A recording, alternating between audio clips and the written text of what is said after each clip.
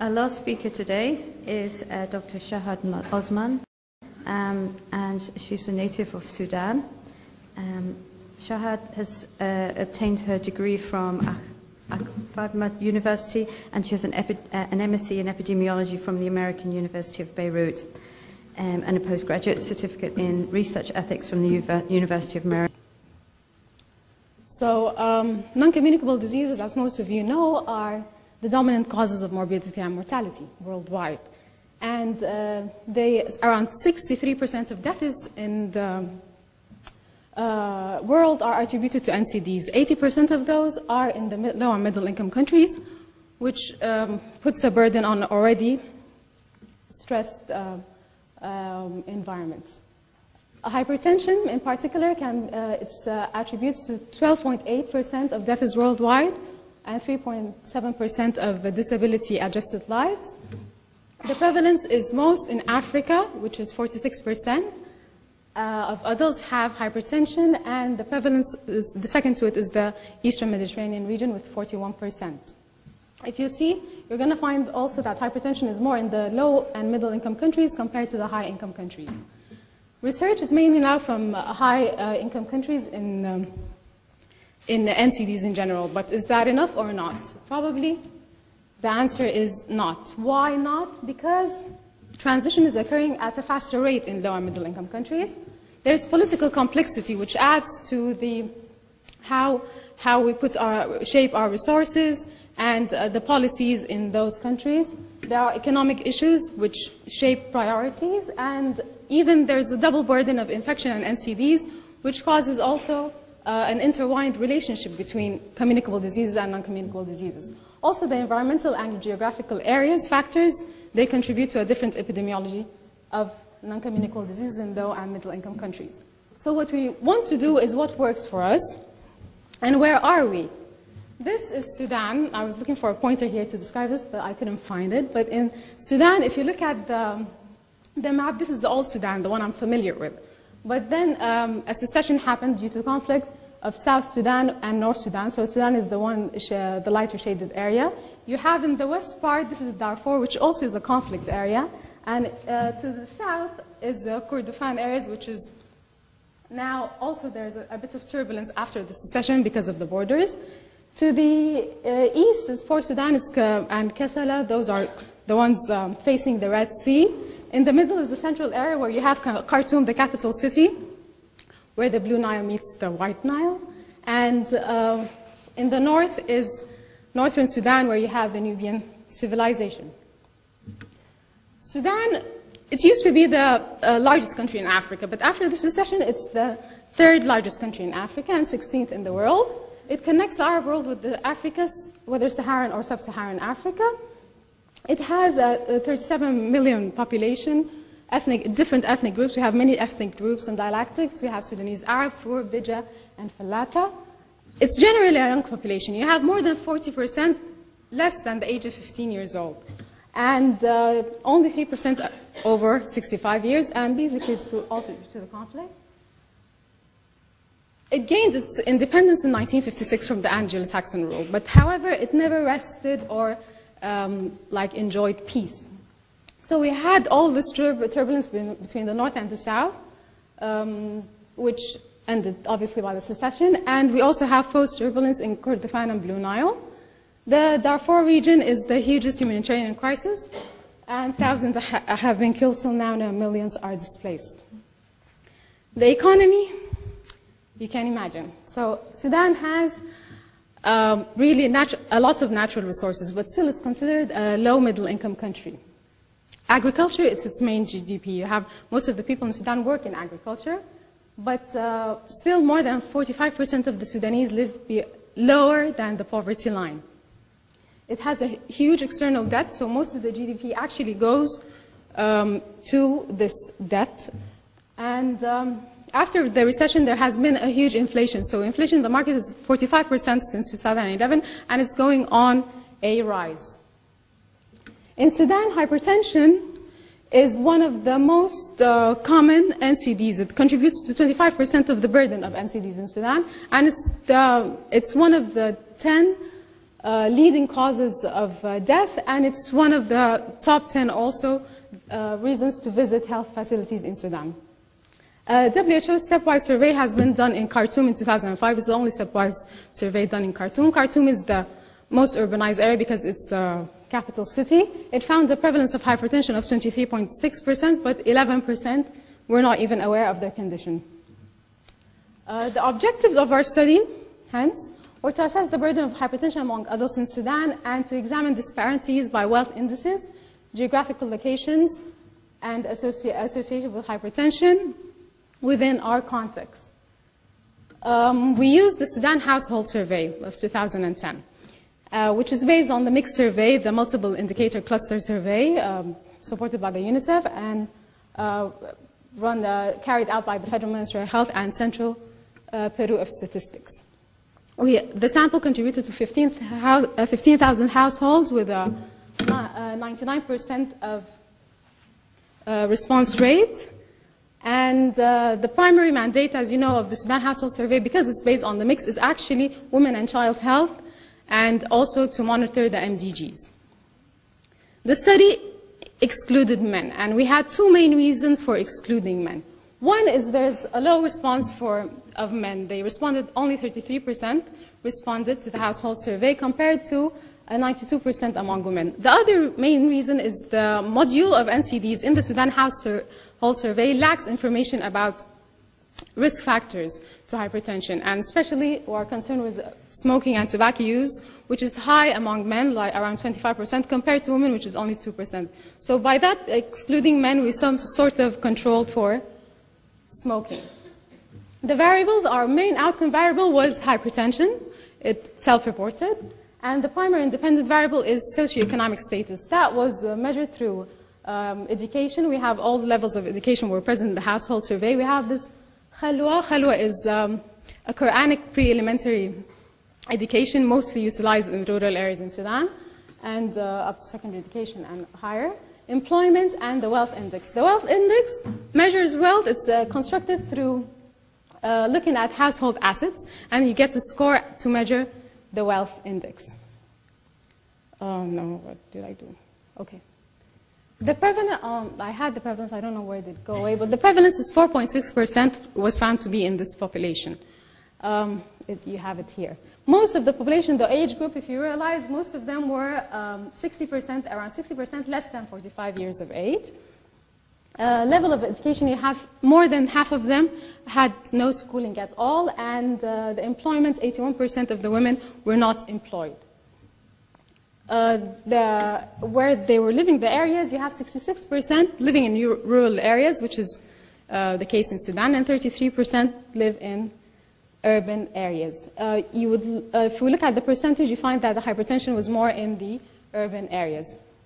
When comparing the regions, you can find that Khartoum had the highest prevalence of hypertension, which is the capital city, as I've said. You have 9.7% with hypertension in Khartoum. If we compare it to Darfur or Kurdistan, which are areas of turbulence, you're going to find 1.2 to 3.5. However, the access to healthcare in those areas might be quite different. Then we looked at the wealth index quantiles. And the wealth index, the quantiles, the first one are the poorest. Up to the fifth one is actually the richest in the community. So if you look at it with the dose response manner, you're going to find that hypertension increases with wealth in Sudan, representing an early epidemiological stage transition. In the multivariate analysis, some remained significant and some did not. So you have the comparison between the states. It's quite significant. And the wealth indices is also strongly significant. So the more affluent you are in Sudan, the more likely you are to get hypertension. What are the limitations and strengths of this study? Talking about the limitation, we have missing information about confounders. So we don't know anything about obesity. We don't know about cholesterol levels. Those things we do not have in the Sudan Household Survey.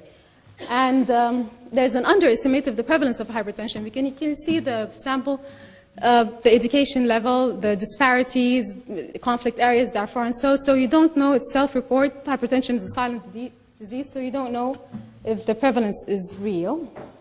And there's a likelihood of differential information bias. Why? Because if we think about the wealth index, probably people who are living in more affluent places, they have more access to healthcare. At the same time, looking at the conflict areas, you don't know the access to health. So maybe we have a lot of people with hypertension there, but undiagnosed. The strength is, however, because it's a national representative survey. So in the end, it's covering the whole Sudan.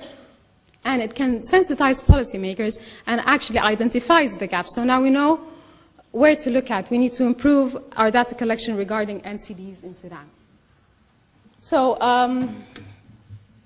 currently there's a household survey in 2014 that's supposed to also be running now. I have contacted a colleague of mine and I was asking, are there any improvements in the NCD module in the household survey? And the colleague said, we omitted it. So right now, the reason to omit it, of course, the household survey, the mixed survey, because you agree with the government, they took it out from the Sudanese household survey this year. Because they said the UNICEF is funding, supervising it, and they agree with the government that they should concentrate on the MDGs. And the fact is, the fact is, when you have double burden, this is what double burden does. People are so they concentrate on communicable diseases, always overshadowed. So even if there is a problem with non-communicable diseases, especially that now we're relying mostly on projections, you don't feel that, and policymakers do not just get it yet. What we want to do is, our recommendations is to introduce surveillance, monitoring, and evaluation programs to the NCD department in the Federal Ministry of Health, along with the other WHO recommended units. It's better to just survey it within half the department and do the surveys than leave it. But if you look at the department, if you ask anybody in the Federal Ministry of Health in Sudan and ask, what do you think about the NCD department, they're going to tell you it's the least funded and it's the most neglected in the Federal Ministry of Health. We'd like to strengthen the health information system to serve as a reliable and efficient database. If we don't have our own database, we cannot say this is the problem. We cannot point out and say put some effort here. And we would like to integrate the NCD in the primary health care to monitor a larger number of the population on risk factors and burden of disease. And the WHO takes the NCDs on its hand. We would like, if it has a more active role in Sudan, to look at it. Because now, without the data, it's very hard to convince policymakers to take it anywhere forward. Thank you. Did I was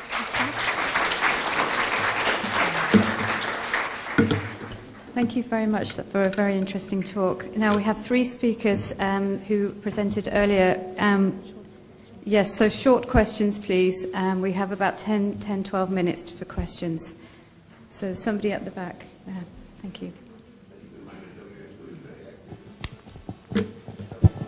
Yeah. First of all, thanks for the RESCAP-MED and Dr. Yusuf Kader for giving me the opportunity to be here today. My question to Catherine, actually. I have two questions. Why did you choose the United Arab Emirates? And for your research, did you take in mind the education level? As I understood that the national YLD, it's more than the migrant. Do you think, and from your research, you said the motorbike things, the YLD, and do you think you can link the education with the wealth for your research? Thank you. Sorry, could I ask you to come to the front, Catherine? Thank you. And Mezan as well, yes. Thank you. Okay, so why did I choose the UAE? This was actually part of my dissertation research, so it's more of a logistical matter. We were doing research in the UAE at that point in time, and it just seemed like an interesting area to work in. I've lived in Oman for a while, so that was essentially why we chose the UAE. And in regards to being able to look at Thai education level to nationality, no, we did not have that data, but that is something that I would like to do. We have a couple of projects that I'm working on in that both region right now, and that is what we'd like to look at, and in terms of like return migrants, because ostensibly what I'm more curious in is migrants in low SES, not the highly educated, Western or people from Arab states that come in. So that I'd love to look at that. We just did not have access to that data. Yes. I think there's one up the, yeah. Thank you. Would you like to stand up? Thank you. My question is for Mazen from WFP. Oh, hi. I guess I want to ask the same question. Everybody's thinking about the cutbacks, but I'll leave you alone with that one. I just want to ask about gender and age disaggregated implications of this, if you're looking into it, or especially age, because I'm from Help Age. Yeah, we haven't. The only age differences we've looked at are infant and young child, so we didn't disaggregate for there. Yeah. Also, it was on a household level, so household institution and not individual person. Okay. There's a question over on the other side.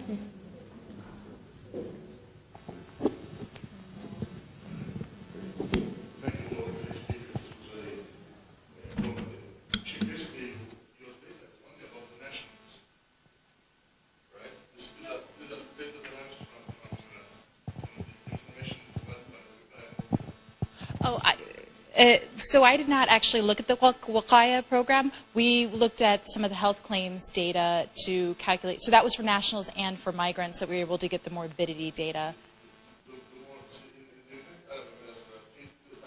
Insurance, yeah.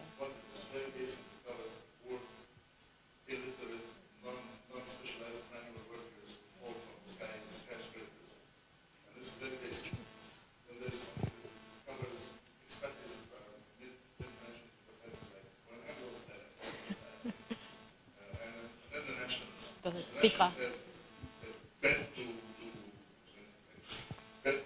Grave coverage for everything.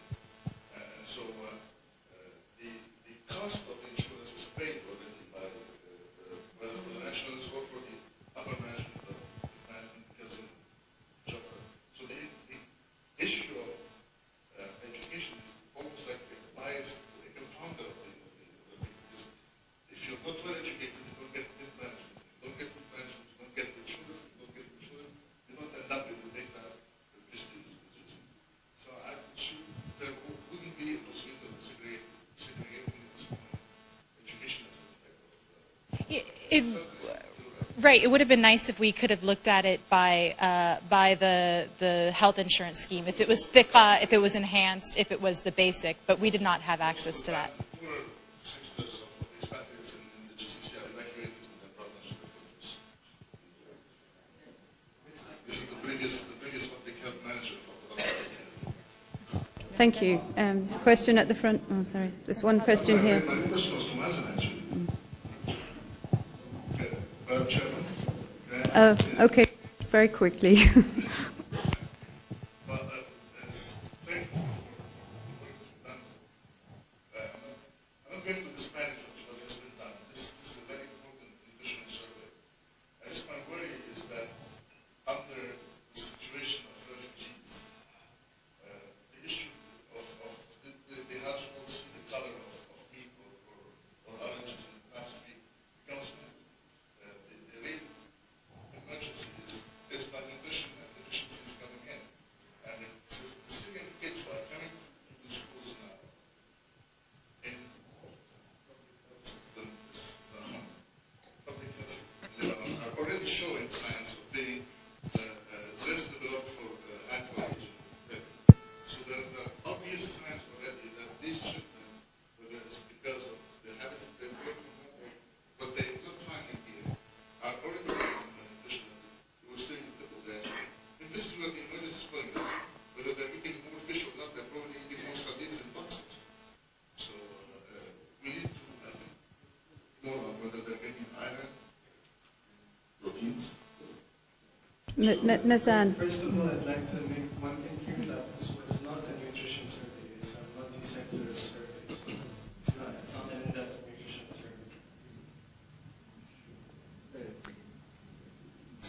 Secondly, for the second part of your question, which was about the quality of the nutrition.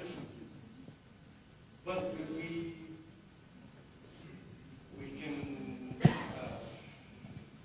try just to make your question a bit clearer. Is there any program that proposal to address what's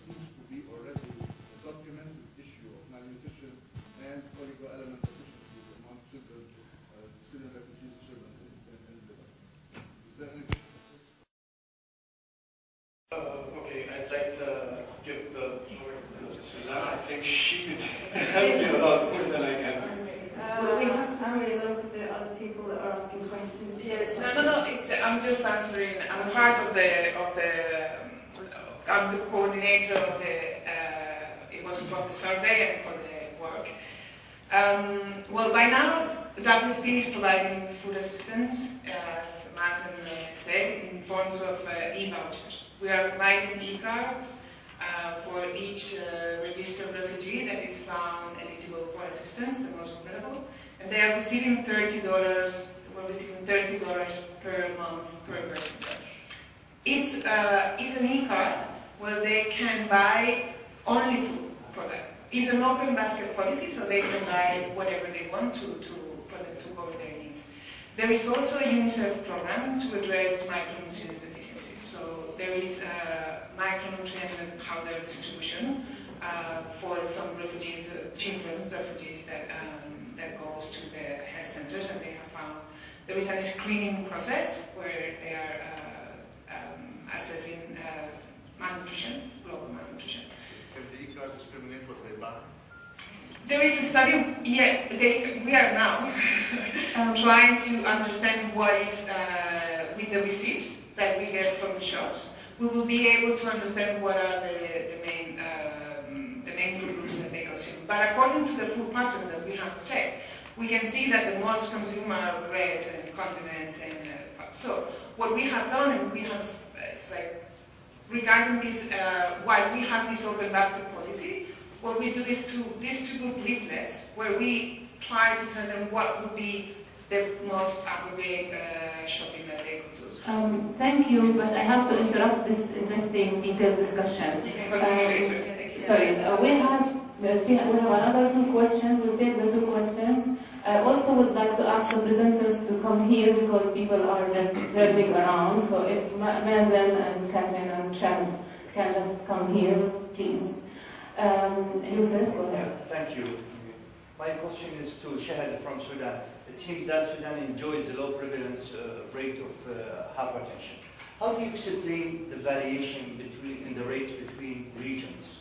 It seems that there is a big difference in regions. In Darfur, it's 1.2%, while in Khartoum, it's 9.7%. Yes. The thing is, we think Sudan is in the earliest stages in the ecological transition phase. So the phase where the most affluent. Microphone.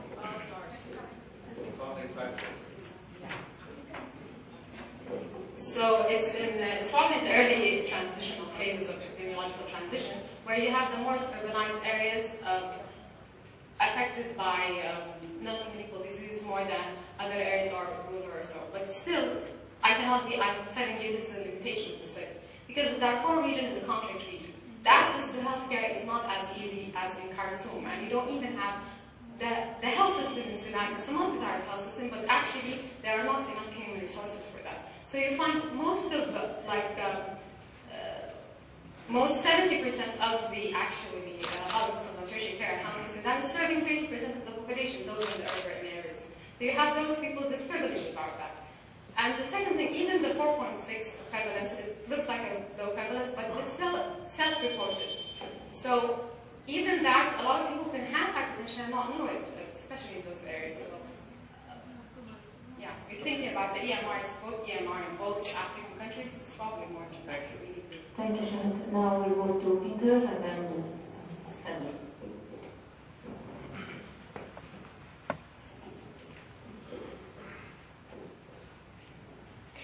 My question's for Shahd, just a quick one. But you mentioned, Shahd, about the weaknesses or deficiencies or absence of health information system. And I just wondered if you could say a bit more about that, because that's one of the it seems to be a recurring motif, if you like, in all the studies we've done as part of MedChamps, and it comes up in RESCAP-MED as well. And so it's obviously a very common issue, but it does encompass many different strands, and I just wondered if you could say a bit more about it, whether it's the complete absence of data, that the records are not kept at community level or primary care level, for example, or whether it's about linking data between different levels, between primary and secondary level, or and whether that's a kind of problem in relation to things like referrals. But it's just to give us a bit more detail about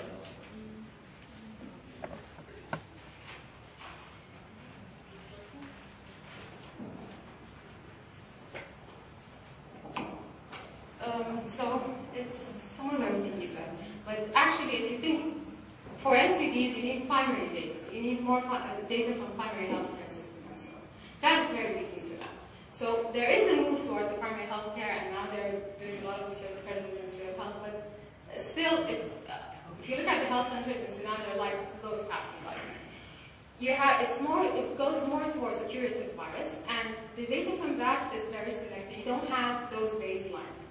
For the Sudan household survey, even that NCD module I talked about and I got to analyze here, it wasn't introduced from the previous one or the ones before. It was introduced in 2010, and now it got omitted. So the political will or the policymakers don't see that as something really important right now. They can't focus on it. It's the MDGs, and I'm not blaming them, but I think they're being blind about it. Because the thing about the NCD, the non-communicable diseases, the poverty, all the threat in Sudan, all the conflict areas, they think this is the priority, and it gives you faster results than what you put in NCDs. At the second hand, we cannot say we have a data system, a good data system, where even in the rural areas that is advanced or technical, or people report things, it's weak. We need to work on it. I think Sarah is going to respond on this. The last question. Yes, Khalid Khirallah from Jordan University of Science and Technology. I don't have a question, I have two comments. One is short, one is 30 seconds. First comment, the electronic payment you were talking about, the cards, does not or may not actually translate into food.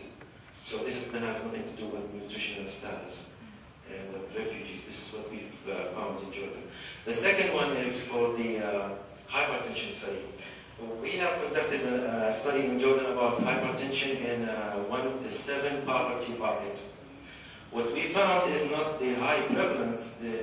We actually discovered that there is a lack of awareness, lack of treatment, lack of control, and of blood pressure. One of the astonishing findings was 90% of those who actually do or who are aware of their hypertension status have no controlled blood pressure.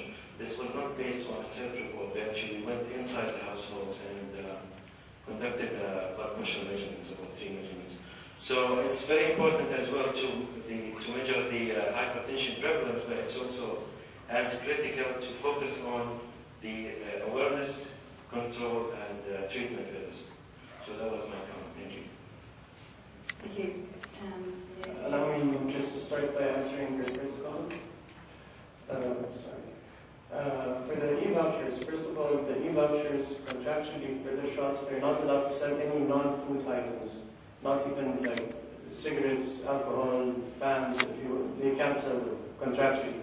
We do have a monitoring team that monitors shops. So in case of a contract breach, that shop, if I'm not mistaken, will get first one warning, a second warning, and then they'll be out, if I'm not mistaken. So corruption is going to happen, but we control it. Thank you. Do you want to? Just to add on that, we do post-distribution monitoring. And we compare the situation of those households after receiving the assistance and before receiving assistance. And there is a clear, significant increase of food consumption and diet diversity after they receive assistance. So there is a clear translation of the assistance onto food consumption. Thank you. Okay, the last question at the front here. This is the very last question. I don't intend to make too many comments, but since WHO has been implicated, let me say there are 3 opportunities for hypertension to be a key issue. So thank you for bringing this up. One is that hypertension, along with tobacco, are recognized to be the 2 key areas that will contribute the most to achieving the global and national targets for NCD prevention control. So it's a great entry. Number 2, all member states for the current biennium in our region selected NCD prevention control as one of their national health priorities. That's number 2. Number 3, the new framework in the region endorses a process indicator, it's in that one page, on effective coverage of hypertension, which means what's the population that actually reaches targets for hypertension, and this is where RESCAP-MED. Now, this is the upbeat. The downside is we have to be very careful with what we call on countries to do. In 2009, Sudan started a pilot on implementing the NCD integration in primary health care. And it was a good pilot. Now, do we know why it didn't expand?